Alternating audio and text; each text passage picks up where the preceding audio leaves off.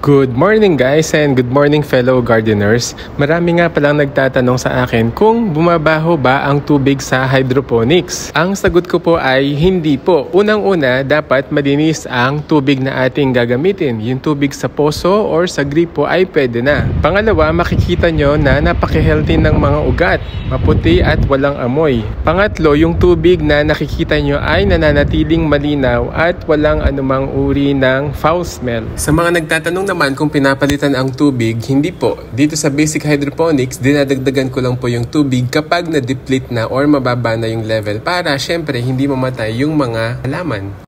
Sa mga nagtatanong naman kung hindi ba ito nilalamok, ang sagot ko po ay hindi po dahil sarado naman ang ating hydroponic system at walang chance na makapangitlog yung mga lamok sa loob ng styrofoam box. Sa mga lugar naman po na mahaba ang tagulan o kaya malakas ang ulan, pwede po kayong maglagay ng UV plastic bilang bubong sa inyo pong hydroponic setup.